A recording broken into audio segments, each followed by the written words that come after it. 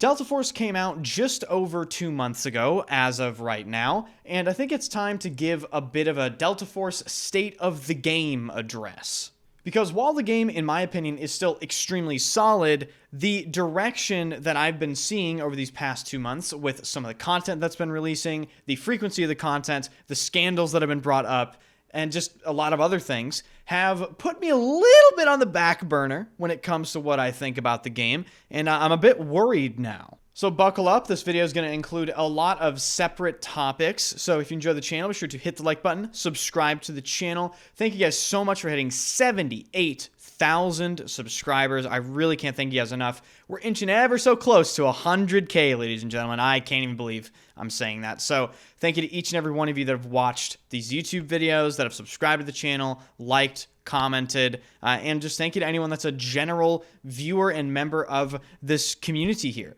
So, after 2 months, what do I think about Delta Force? So, in terms of player count, if you take a look at the Steam charts, and I'm fully aware that Steam charts don't show the full picture, they just kind of give us a general idea of what the trend is.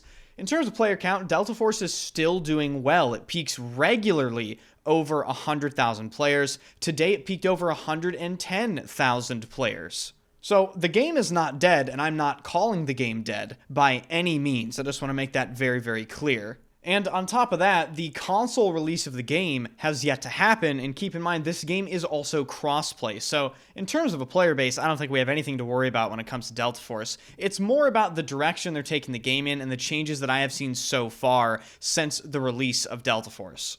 The biggest cause for concern, at least for me, is the frequency and the quality of the content so far. For those of you that have played Delta Force, particularly Havoc Warfare, Knife Edge and Trainwreck, I would say, are two very, very mediocre maps, and the weapons are also kind of mediocre and forgettable. And that is only made worse by the fact that we don't get these things very often, ladies and gentlemen, and I'm fully aware that if you play Operations and Warfare, it probably seems like there's a lot more content, but I think a lot of people do only play one or the other. I'm sure there's massive overlap where people play both, but I personally have only played Warfare, and I'm sure a lot of people only play Operations as well. But if you take a look at the game plan for when Delta Force is going to drop content, you're waiting months between content drops, and it's not like you're getting a lot of content. You're getting very little. This is very typical for live service games, and I just don't think that it's enough. And again, I am aware this game is free, okay? I didn't pay anything for this game, but it kind of doesn't matter because when it comes to a game's interest levels and when it comes to a game's content, people are going to feel that lack of content regardless of if they paid for the game or not. People do get tired of playing the same thing over and over and over again for months on end. That's just a simple fact. Then taking a look at some of the changes they made in Season 2, which is also called Season 3, it's kind of confusing. They took the game in a very confusing direction. They buffed some characters that people were begging to have nerfed, like Luna, for instance. They have not touched Luna Wallhack Arrow, which has plagued the game ever since the beta versions of it. Absolutely no changes have been made to that, and it's not like it would take them a lot of effort to do that. I mean, they could literally push a hotfix and probably change a lot of how Luna works. And I suppose my general concern here is just the speed at which they address some of the issues in the game. I am aware they're on holiday break right now. I believe it's Chinese New Year, so I don't expect them to be pushing any updates. But they did have an opportunity to address some of the most annoying things in the game that people were very vocal about in the first big season update, and they just didn't. So it is kind of concerning, and I would love to see them sort of course correct in the future. I'm not saying the game is over, oh, everyone freak out. I'm just saying I would like to see a nice course correction and some of the proper changes actually come through. Then, of course, we have all of these miniature scandals. You have the quote-unquote fake Steam reviews. If you don't know what I'm talking about, I'll link a video where I go over this. There are a bunch of positive Steam reviews being left on Delta Force's Steam page that all have like 0.7 hours played, 1.7. They all have real names, and they all use the same sort of paragraph to describe how awesome the game is.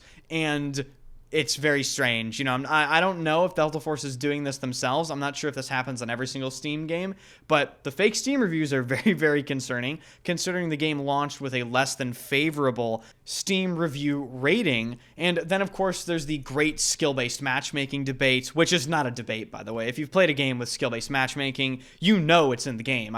They just say it's not. So for whatever reason, people say, oh, well, the developers said there's no skill-based matchmaking, and that means there isn't. And they're just kind of not paying attention to what is actually happening in the game.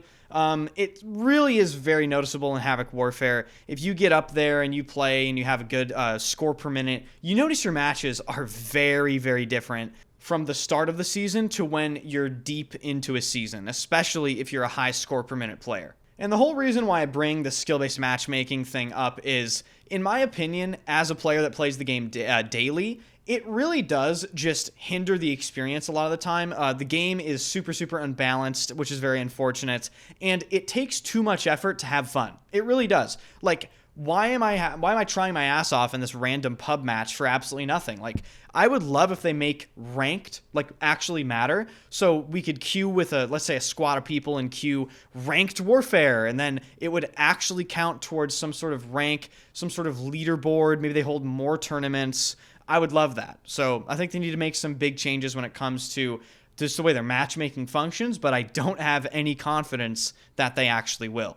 Then on top of that, there are the concerns with the cheating. I see it all over Reddit all the time. Me personally, I have not seen a cheater in Warfare. I really haven't. Maybe one that was a blatant aimbotter, but he got banned pretty much instantaneously. I think the cheaters play the operations mode way more than the warfare mode, but that is still cause for massive concern because the majority of the player base plays operations. It is Delta Force's main focus, and that is very, very obvious, and that only becomes a bigger problem when crossplay becomes a massive thing, when the console release of the game happens. If they cannot contain cheating, this is going to be pretty much the thing that hinders the entire release of Delta Force. And before I sign off, I just want to say that I still think Delta Force at its core is extremely solid. I don't want to see people in the comment section say, oh, well, what happened, Enders? You're really hyping this game up at the beginning. I still think it's great. I just think the game is being hindered by a few things, and I would like to see a course correction, okay? I would like to see them be transparent on the matchmaking. I would like to see them increase the content cadence a little bit. They could do this very simply. They could make some of the operations maps playable, at least a section of it, in the warfare mode. It might take a little work, but you are adapting existing content and making it quote-unquote new for a certain portion of the player base. We saw a lot of this happen in Battlefield 2042 with like Portal content being brought over to the base game.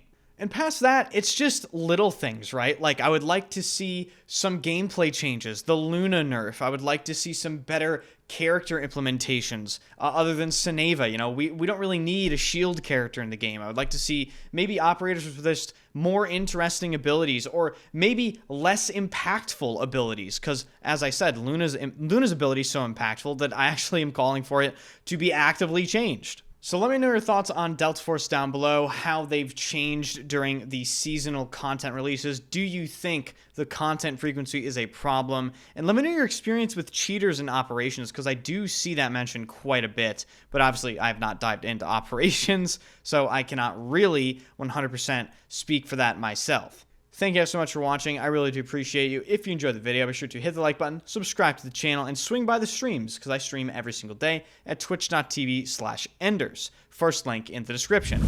I'll see you guys later.